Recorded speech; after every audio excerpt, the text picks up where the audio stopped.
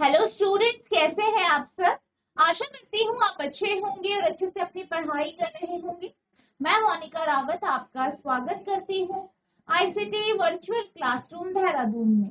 बच्चों, आज हम क्लास 10th का जो आपका सब्जेक्ट है साइंस, उसका chapter human I and the colourful world को कंटिन्यू करेंगे।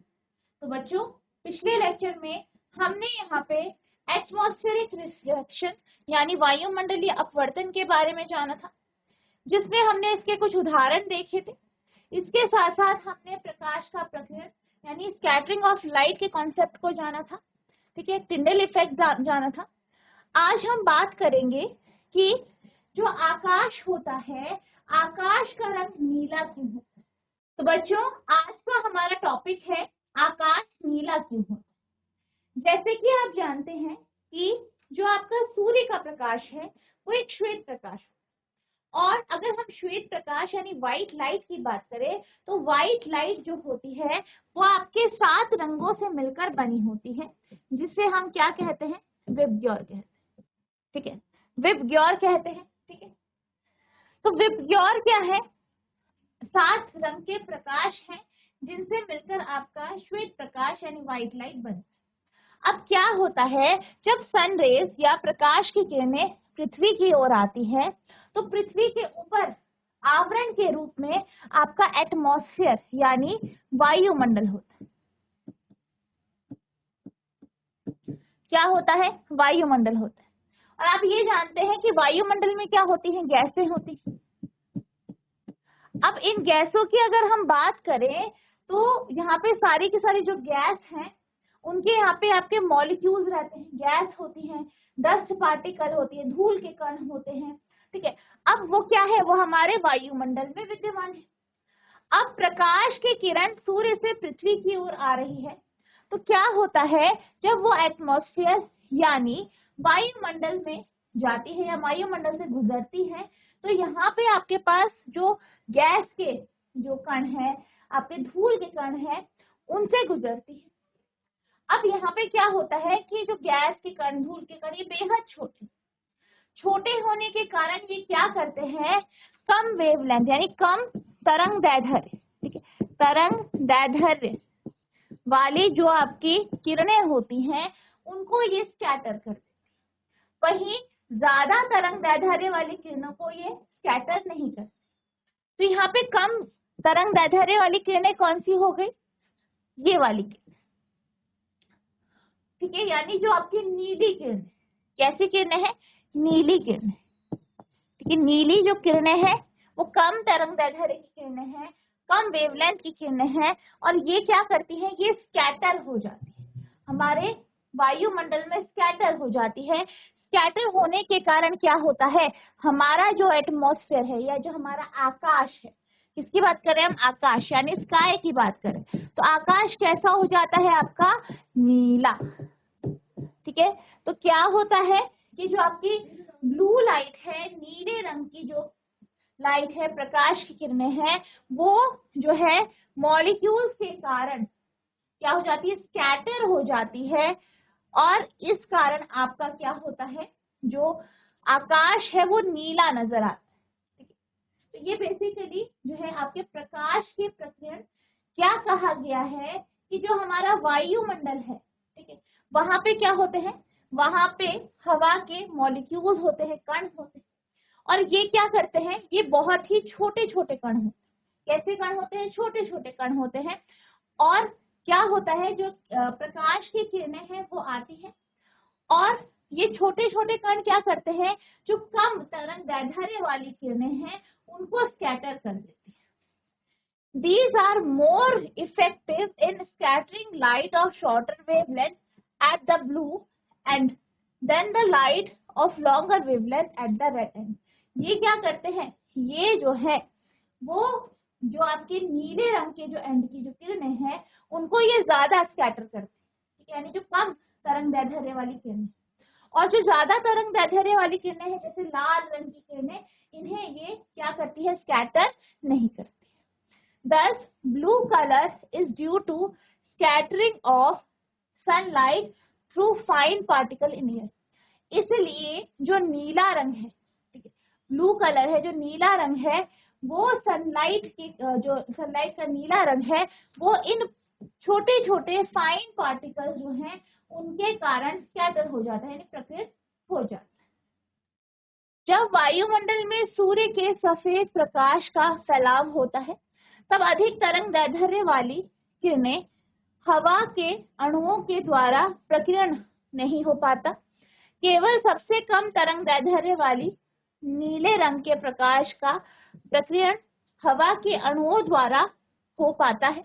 यही कारण है कि आकाश का रंग नीला दिखाई देता है। ठीक है, तो ये आपका बहुत इंपॉर्टेंट टॉपिक है, इसके बेस में आपका जो है क्वेश्चन बनता है। ठीक है, आपको ध्यान रखना है ये जो प्रश्न है वो पूछा जाता है, क्या कहा जाता है कि जो हमारा स्काई है, ठीक है, जो हमारा क्या है, स्काई है, हमारा जो आकाश है वो नीले रंग का क्यों नजर, ठीक है। तो इस बात का आपको हमेशा ध्यान रखना है क्योंकि जो हमारा वायुमंडल है उसके जो कण हैं वो कम वेवलेंथ या कम तरंग दैर्ध्य वाली किरणों को स्कैटर कर देते हैं, उनका प्रकीर्ण कर देते हैं, जिस कारण नीले रंग की जो किरणें होती हैं वो क्या हो जाती है, स्कैटर हो जाती है। वही लाल रंग की किरणें स्कैटर नहीं होती, जिस कारण हमारा जो वायुमंडल है वो या हमारा जो आकाश है वो नीला नजर आता है। ठीक है, नोट कर।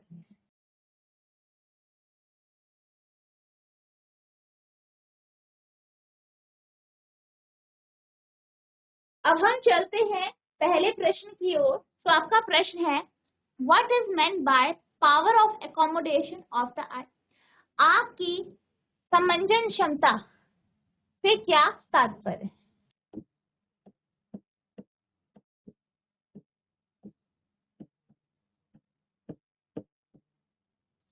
ठीक है, आपकी समंजन क्षमता से क्या तात्पर्य है, ये आपसे यहाँ पूछा गया। ठीक है, अब अगर हम आपकी समंजन क्षमता की बात करें तो यहाँ पे हम बात करते हैं आपकी जो फोकस करने की प्रॉपर्टी, यानी आंख किस तरीके से चीजों को फोकस करती है। आप ये जानते हैं कि एक नॉर्मल ह्यूमन आई जो होती है, एक जो आपका स्वस्थ व्यक्ति का जो नेत्र है वो पास रखी हुई वस्तुओं को और दूर रखी हुई वस्तुओं को अच्छे से देख पाता है, बिल्कुल क्लियरली देख पाता है। अब ऐसा क्यों होता है? ऐसा इसलिए होता है क्योंकि जो हमारे आंख जो है उसका जो फोकस का पावर है वो चेंज हो जाता है। हमारी जो सिलेरी मसल्स होती है, सिलेरी मांसपेशियां होती हैं, वो हमारी आंखों के लेंस से जुड़ी होती है और इन जो मांसपेशियां हैं इनके कारण क्या होता है, जो आंखों के जो लेंस होते हैं उसका जो फोकस है वो चेंज होने के कारण हम पास और दूर रखी हुई चीजों को आसानी से देख पाते हैं। और यही गुण पावर ऑफ एकोमोडेशन यानी समंजन क्षमता कहलाता है।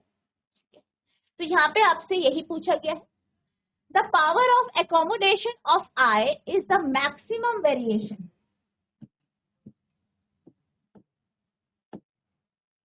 is the maximum variation of its power for focusing on near and far object।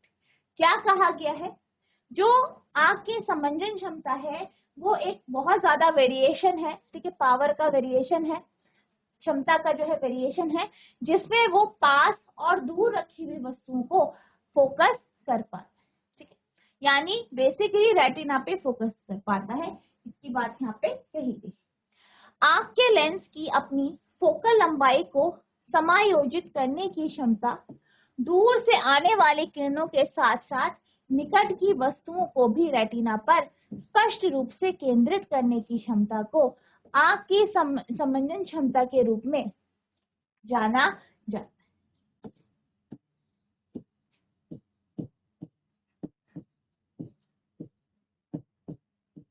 ठीक है, तो इस तरीके से आपको, ठीक है, इस तरीके से आपको यहाँ पे आंसर लिखना है, नोट करो।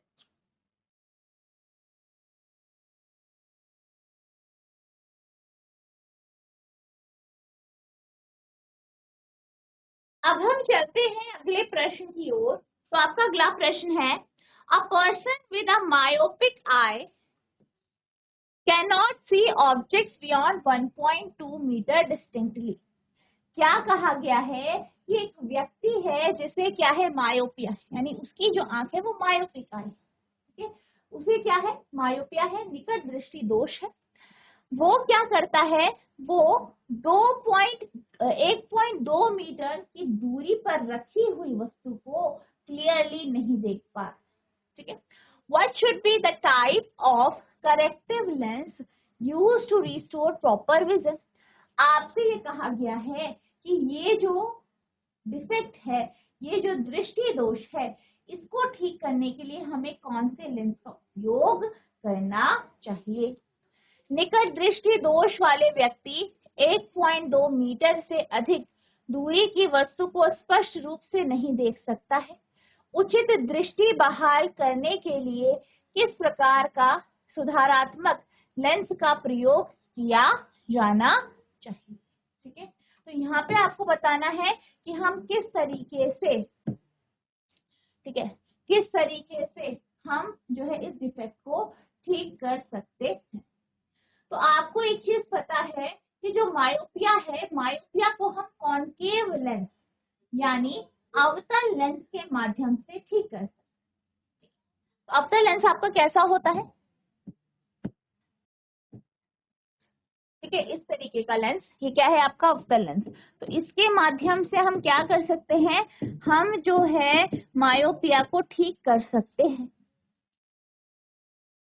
अब अगर हमें ऐसी वस्तु को देखना है जो कि 1.2 मीटर की दूरी पर रखी है, उसको अगर हमें क्लियरली देख पाते हैं, ठीक है, या अगर हम इसे क्लियरली देखना चाहते हैं तो हमें ऐसे लेंस का उपयोग करने पड़ेगा जिसका जो फोकल लेंथ है वो 1.2 मीटर हो,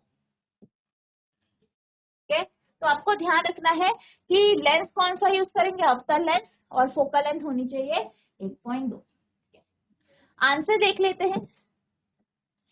An individual with a myopic eye should use concave lens of focal length 1.2 meter so that she can restore proper vision.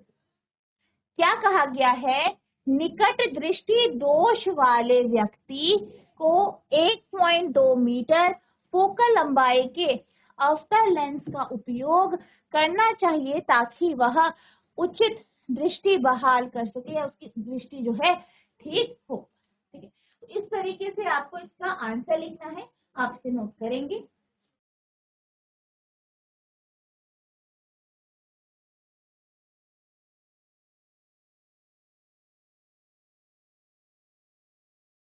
अब हम चलते हैं अगले प्रश्न की ओर। तो आपका अगला प्रश्न है, what is the far point and near point of human I with normal vision. सामान्य दृष्टि से मानव आंख का दूर बिंदु और निकट बिंदु क्या है, ठीक है। तो यानी आपसे पूछा गया है कि अगर आपकी जो आई है वो नॉर्मल है, यानी उसपे कोई डिफेक्ट नहीं है, तो उसका निकट बिंदु और दूरस्थ बिंदु या फार पॉइंट कितना होगा। निकट बिंदु की बात करें तो निकट बिंदु तो आपका क्या होगा, आपका जो है 25 सेंटीमीटर होगा। वहीं फार बिंदु की बात करें या जो आपका दूरस्थ बिंदु है उसकी बात करें तो वो आपका इंफिनिटी हो, ठीक है।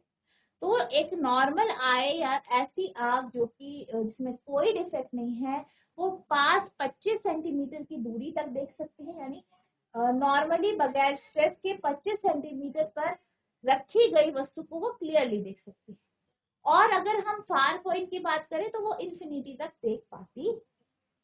अब आंसर की बात कर लेते हैं। The minimum distance of the object from the eye which can be seen distinctly without strain is called the near point of the eye.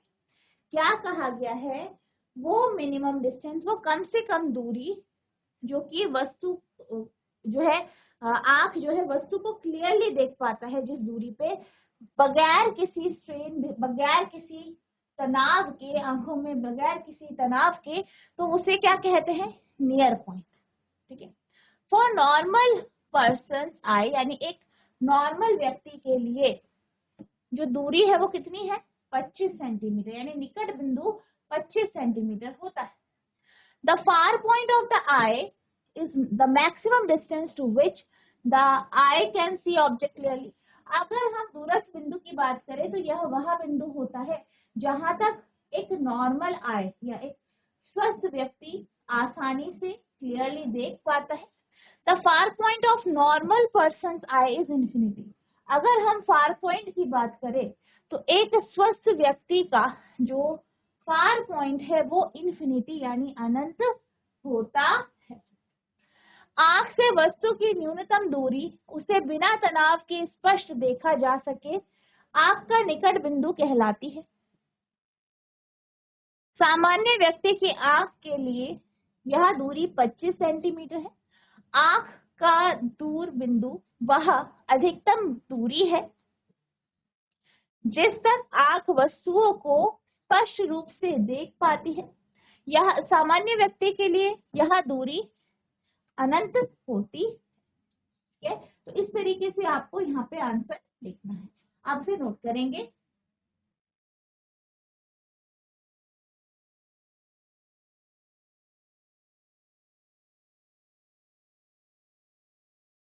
अब हम चलते हैं अगले प्रश्न की ओर. तो आपका अगला प्रश्न है, a student has difficulty in reading the blackboard while sitting in the last row. क्या कहा गया है कि एक विद्यार्थी है, एक स्टूडेंट है, उसको जो है पीछे बैठते यानी लास्ट रो पे बैठकर उसे पढ़ने में दिक्कत होता है यानी वो ब्लैक बोर्ड को क्लियरली नहीं पढ़ पाता. What could be the defect of the child is suffering from. यानी आपसे पूछा गया है कि बच्चे को, ठीक है, बच्चे को कौन सा दृष्टि दोष है. How can it be corrected. इसे कैसे ठीक किया जा सकता है. एक विद्यार्थी को अंतिम पंक्ति में बैठकर ब्लैक बोर्ड पढ़ने में कठिनाई होती है. बच्चा किस दोष से पीड़ित है, इसे कैसे ठीक किया जा सकता है. अब यहाँ पे क्या कहा गया है, यहाँ पे ये कहा गया है कि बच्चे को जो है ब्लैक बोर्ड नहीं दिख रहा है जब वो पीछे बैठकर उसे ब्लैक बोर्ड दिखाई नहीं देता है. तो आपको बताना है कि बच्चे को डिफेक्ट कौन सा है यानी उसका दृष्टि दोष कौन सा है और आप उसे किस तरीके से ठीक कर सकते हैं.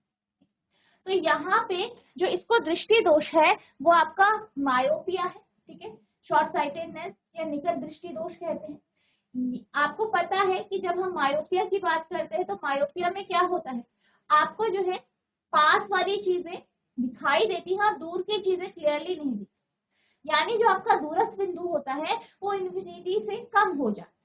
तो यहाँ पर बच्चे को पीछे बैठकर ब्लैक बोर्ड नहीं दिख रहा. ठीक है, यानी कि उसका जो दूरस्थ बिंदु है वो आगे चला. ठीक है, जिस कारण ये जो बच्चा है वो मायोपिया से पीड़ित है. ठीक है, अगर हम इस डिफेक्ट को ठीक करना चाहते हैं तो इसे हम अवतल लेंस के माध्यम से यानी जो आपका कॉन्केव लेंस है उसके माध्यम से इसे ठीक किया जा सकता है. यानी इस बच्चे को कॉन्केव लेंस या अवतल लेंस से बने हुए चश्मे पहनाकर जो है इसका जो ये दोष है उसे ठीक किया जाए. अब हम इसके आंसर के बारे में बात करते हैं. तो आंसर आप कैसे लिखेंगे. The student is suffering from short sightedness और मायोपिया. यानी जो विद्यार्थी है वो निकट दृष्टि दोष से पीड़ित है यानी मायोपिया से पीड़ित है. Myopia can be corrected by the use of concave or diverging lens of appropriate power. यानी इसको हम कैसे ठीक कर सकते हैं, कॉन्केव लेंस यानी अवतल लेंस या अपसारी लेंस. ठीक है, जिसे आप अपसारी लेंस भी कहते हो, आप जानते हो अवतल लेंस एक अपसारी या डाइवर्जिंग लेंस होता है, तो उसका उपयोग करके आप इसे ठीक कर सकते हैं. छात्र निकट दृष्टि दोष या निकट दृष्टि दोष से पीड़ित है. उचित क्षमता के अवतल या अपसारी लेंस के उपयोग से निकट दृष्टि दोष को ठीक किया जा सकता है. तो इस तरीके से आपको यहाँ पे आंसर लिखना है. नोट करेंगे. तो बच्चों आज हमने जो है ये जाना कि जो हमारा आकाश है वो हमें नीला क्यों दिखाई दे. इसके साथ साथ हमने इस चैप्टर के जो है क्वेश्चन स्टार्ट किए कुछ क्वेश्चन हमने आज डिस्कस किए हैं। आई होप आपको ये सारे क्वेश्चन अच्छे से समझ में आए होंगे, आपने इन्हें नोट भी किया होगा। नेक्स्ट लेक्चर में हम इसके आगे के जो क्वेश्चंस हैं उन्हें कंटिन्यू करेंगे। तो जितना आज आपको पढ़ाया गया है इसे आपको रिवाइज करना है। अगर आपको कोई भी डाउट होगा तो नेक्स्ट लेक्चर में आप पूछ सकते हैं। तो बच्चों आज के लिए बस इतना ही, मिलते हैं हम नेक्स्ट सेशन में। तब तक के लिए thank you and have a nice day.